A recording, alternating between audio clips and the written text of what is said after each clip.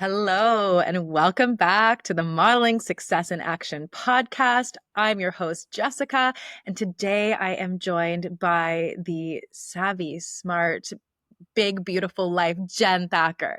So, Jen is a top ranked professional financial advisor and founder of Thaker Financial Inc., where she helps professionals and business owners create financial plans that reflect their values, priorities, and dreams. With a background in psychology and a holistic approach rooted in her big, beautiful life philosophy, gratitude, time in nature, inner work, self love, and community, Jen believes that money is freedom to choose, and planning should support the life you actually want to live. She's also the creator of the Thaker Financial Women's Network, a growing community of women in business, uh, helping them to connect, support each other, and grow together. Jen is currently writing her first book, The Big Beautiful Life, to inspire others to build lives of purpose, freedom, and joy on their own terms. Ugh, welcome, Jen. It's so great to have you on the podcast. Goodness, thank you for having me. Reading that bio, it's like, yeah, wow, you've had quite a journey, quite a life, and your mission is a pretty amazing one. I met Jen at a networking event.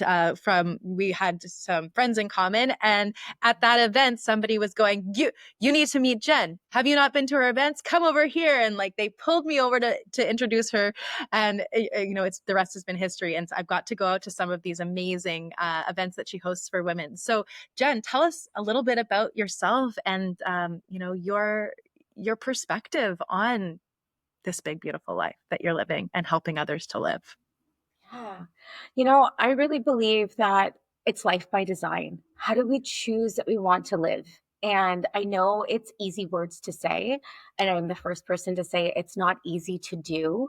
How do we first get really clear on what that path looks like?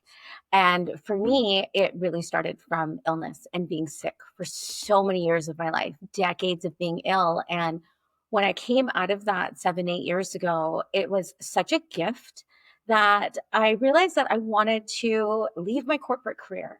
And I firmly believe be the change you see in the world. So I would never have thought that my path was going to be financial services.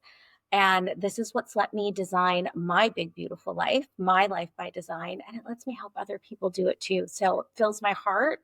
And work never feels like work when you're helping people and being in service. So, how did you get the confidence to like jump into this, new space? Yeah, I call it like this just this leap of faith. I felt like I was standing on the edge of this cliff and I had my comfortable life, my successful corporate career, my six-figure income, all the things. And there was this like precipice. And in the end, I just had to jump. Now, I think part of what makes those big jumps in life easier is going through something really traumatic or really challenging. And I was coming out of waking up for the first time well in my entire life. And my first thought was, oh my God, people wake up this well. And like when you wake up feeling healthy and you've never had that experience, it felt like I could take on the world. So the jump didn't seem as scary as it would have been, let's say, a year or two before, having this whole new perspective on life. Hmm.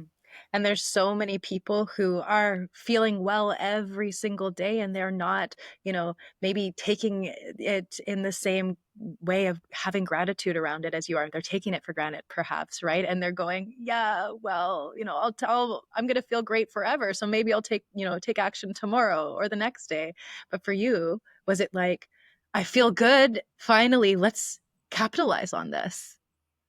Yeah, I kind of share the story. So, January 7 years ago, when I woke up well for the first time, I had this moment lying in bed going, what's happening? And my very next thought was, holy shit, excuse my language, but like, I'm well. And my very next thought was like, I can take over the world. Like, I can do anything I want to do because look at what I achieved in the past 20 years being sick every day.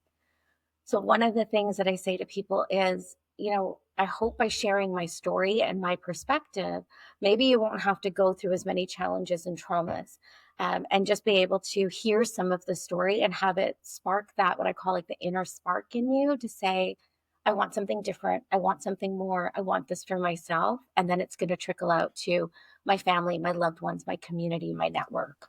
Mhm. It really does ripple. So through all of these major personal, physical, mental, emotional challenges that you were having, what did you learn about resilience throughout that? Like, what did it teach you? So I've almost died 5 times. There's some people close in my life that are like, it's actually more than that.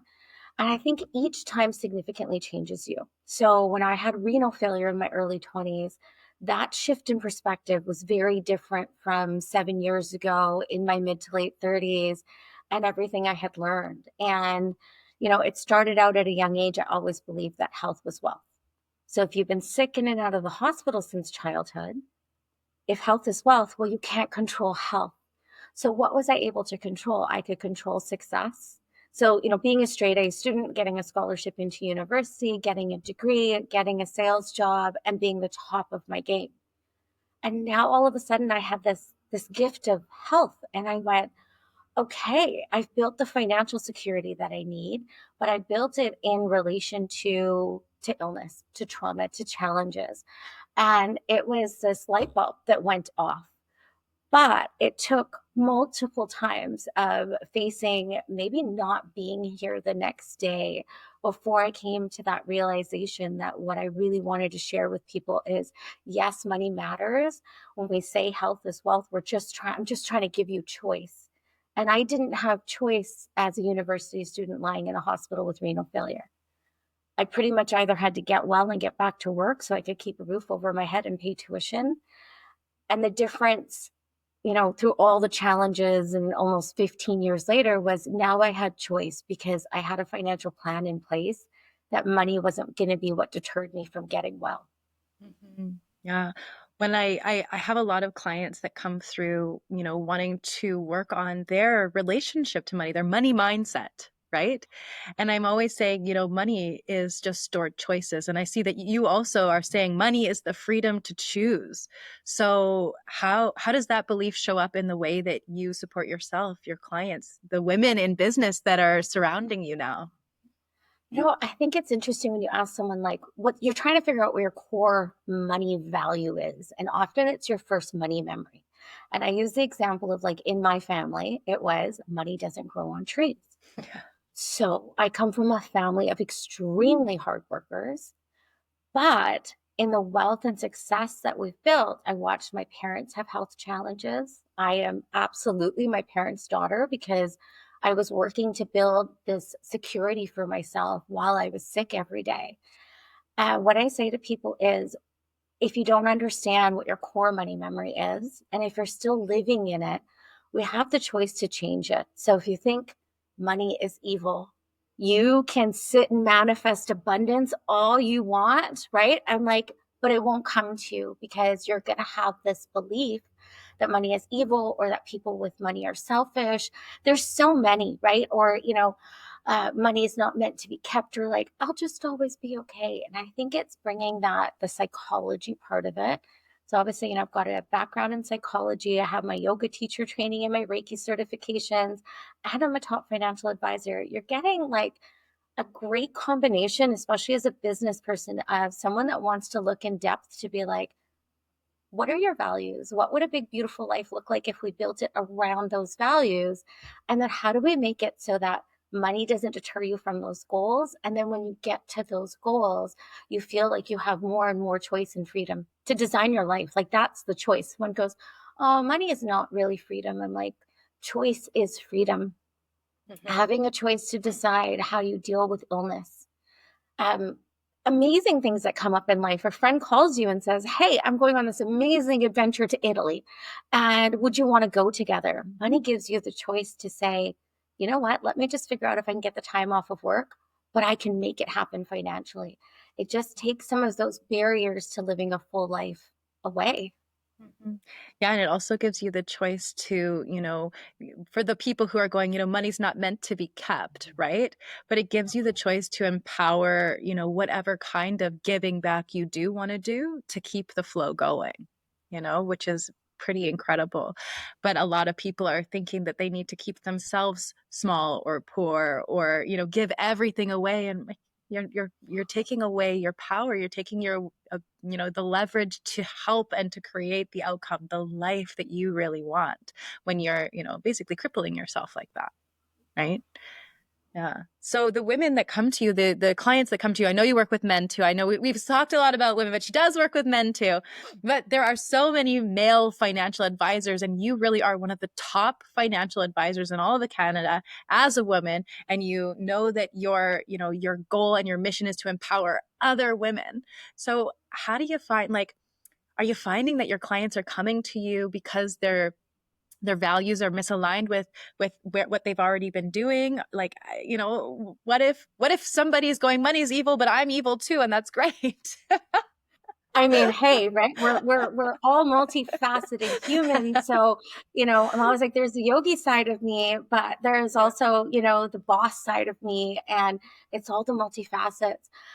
I think really what it's felt for me is in some ways we attract what we are, right? So, as a high net worth woman in my 30s in this corporate career, I had really bad experiences with financial advisors. And there are amazing financial advisors out there. I mean, they're a part of my networking community too.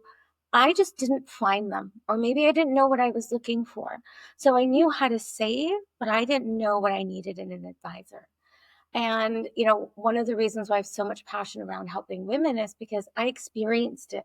I sat down with this lump sum of money and had an advisor make me feel stupid for asking a question, right?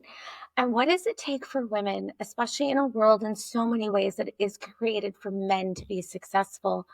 We have to do so much to get to the top of our fields or to deal in a corporate world where, we can get pushed down or left behind or excluded because, hey, we just got married and maybe there's a chance we want to have a kid, and all of a sudden that promotion isn't coming your way. And then to sit down in a room where you can't be an expert on everything. So you sit down with a financial advisor to say, help me, be on my team. And then you feel like you can't ask a question. It doesn't feel safe. Being made to feel like you're less than, I think, deters a lot of women. Actually, not I think, I know there are some stats that have come out, the top 4 reasons why women don't have a financial advisor. And for me, that is why all my money was sitting in savings or GICs, because that trust had been broken 3 times where I tried to find a financial advisor. So to me, I'd say most of what's bringing women early in their careers or high net worth women with multiple companies and holding companies, is they feel like it's a safe space to have that conversation. Mhm. So one of the things I always say is if you don't know, like, and trust yourself first, how do you expect anyone else to know, like, and trust you? So the first thing is knowing that you can be that difference because you want to have the integrity and the authenticity to do it. And I'm stuck on the women are going to control 50% of the wealth in Canada by 2028, and around 1 in 4 women have a financial advisor. There is a 2028. That's only 3 years from now. In right. 3 years? 2028, half the wealth will be in the hands of women in this country, but only 25% of us have a financial advisor. And most of that reason is trust, time.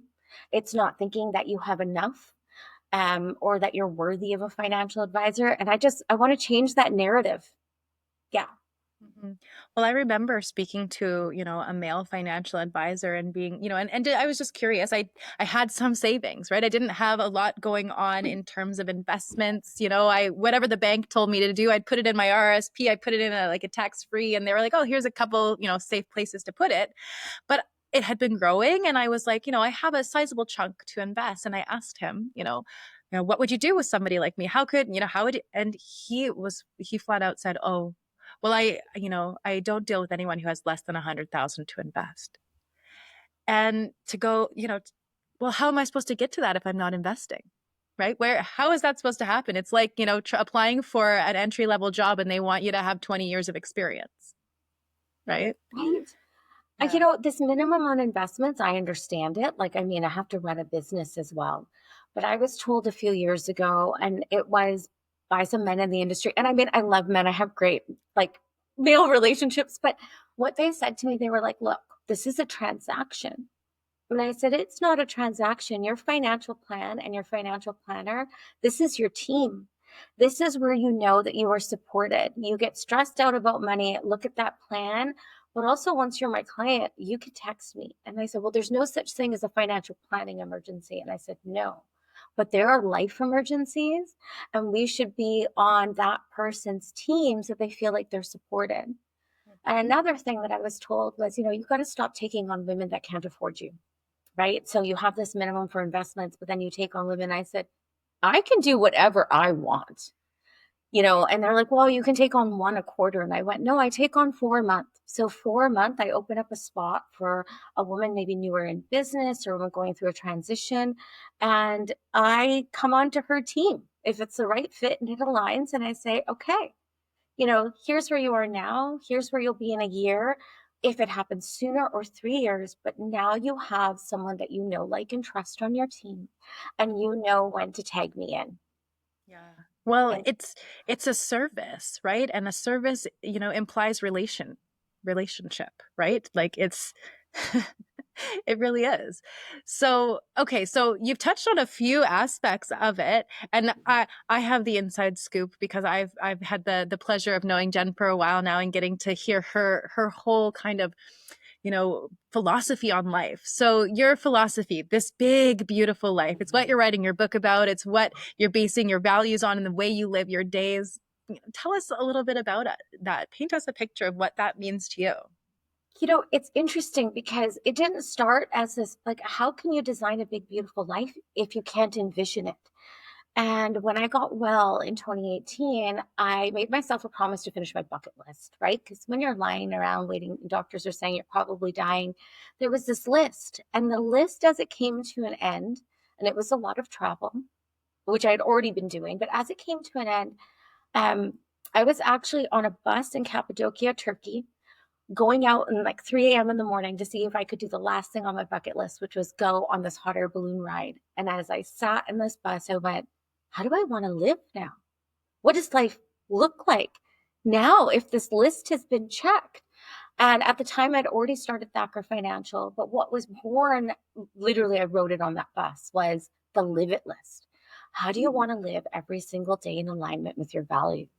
So it starts with getting really clear, what do I value? What are my 4 core values that I want to measure my business against? The clients that choose me and that I choose to bring on, the women that I support in this network, who I go for a walk with, who I spend my time with.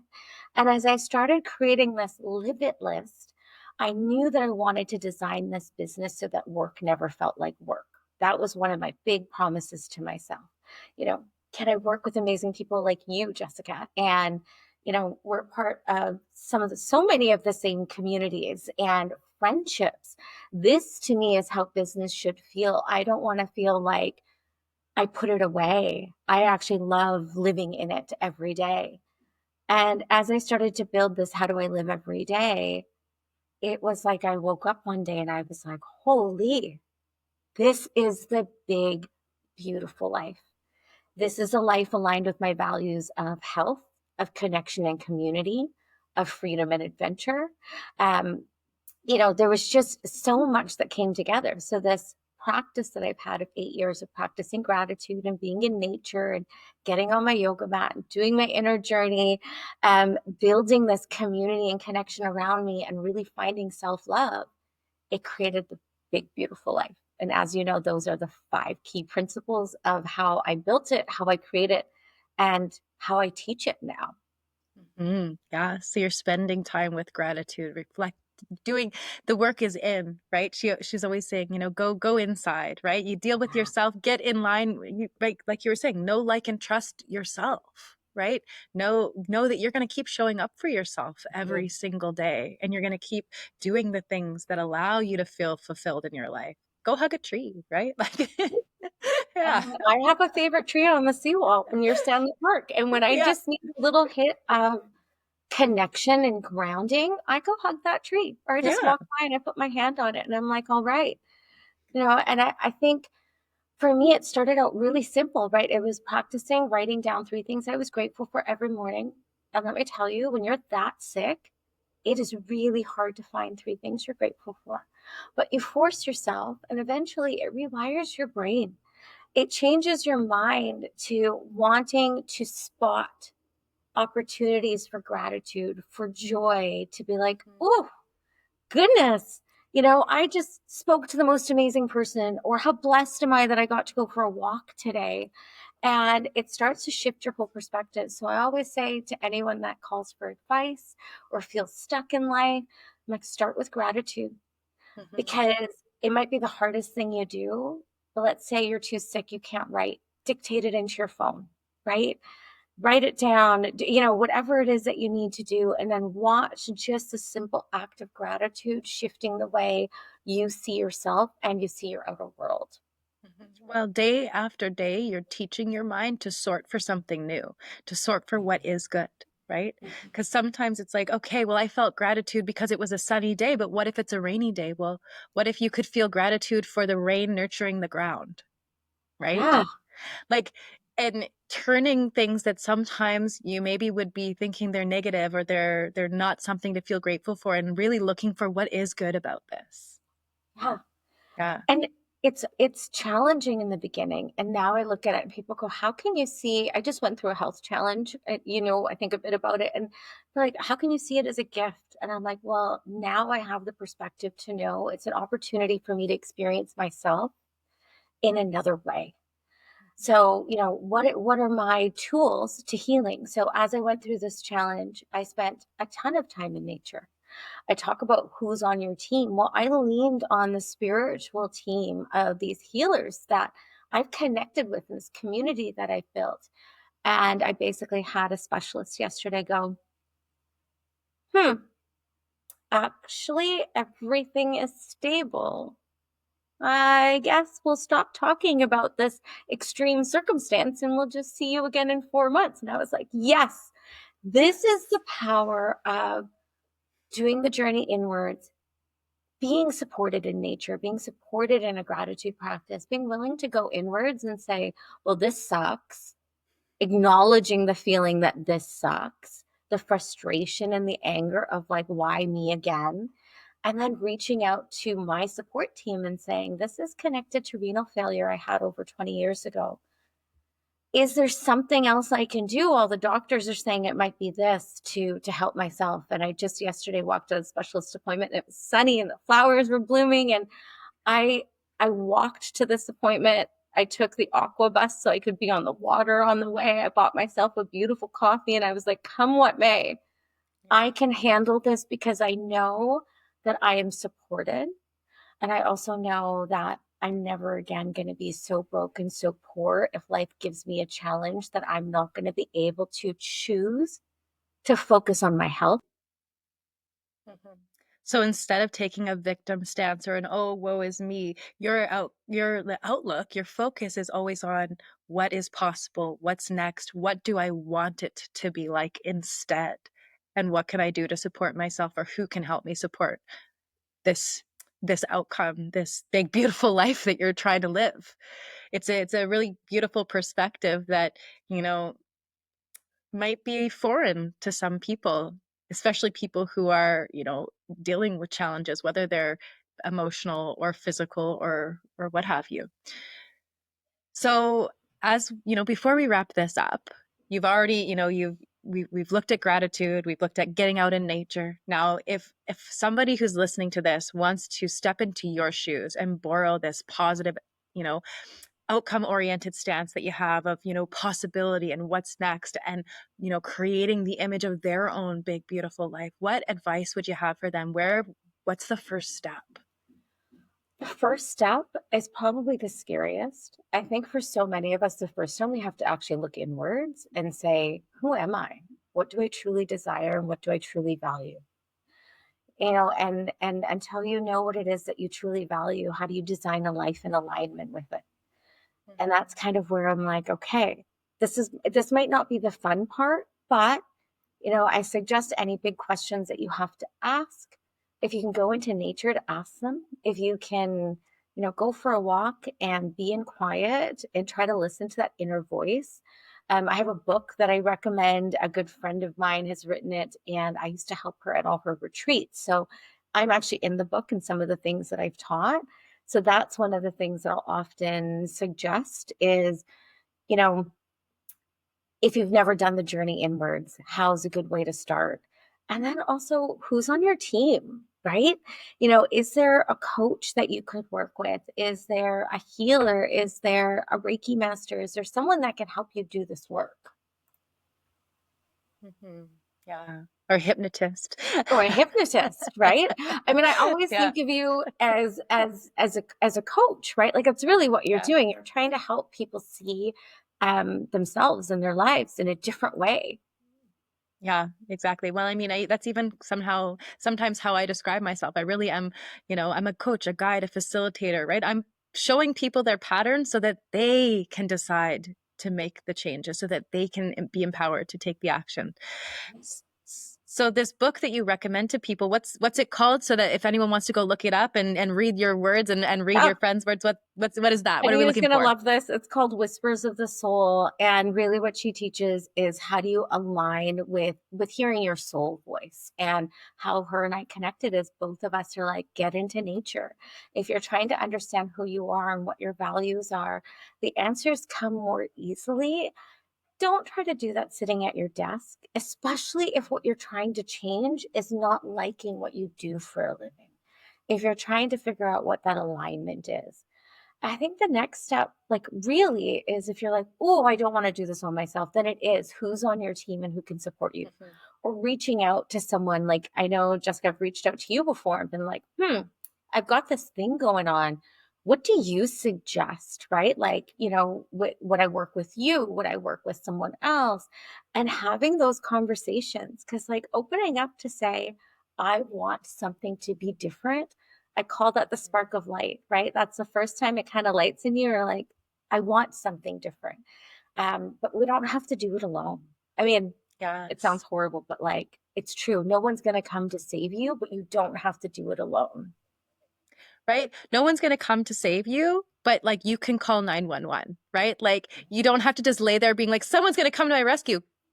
Use your resources, right? Do what you need to do to ask for the help to support yourself. And that's how you rescue yourself, right? It's like that story about the man in the flood waiting on the roof. And he's like, God will save me. And he sends a boat and he sends a plane, right? And he's like, God, it's like, I sent you the boat and the plane, right? You gotta be willing to take those actions for yourself. Yeah. And even just that perspective, sometimes I'm like, wait a second, is this the boat? Like, I'm Yeah. asking for an answer. Am I actually seeing the help that's being offered? Yeah. And, you can build an amazing community and a team around you. But if you don't actually send the signal, I call it the bat signal, right? Like, Mhm. hey, I need help with something. No one's going to know or just step in and be like, hey, by the way, right? I mean, someone might, but often you have to take that initiative to say, okay, I love myself enough to ask for help. Mhm. Yeah. I love myself enough to ask for help. So beautiful. And it really is that, acceptance that we are all human.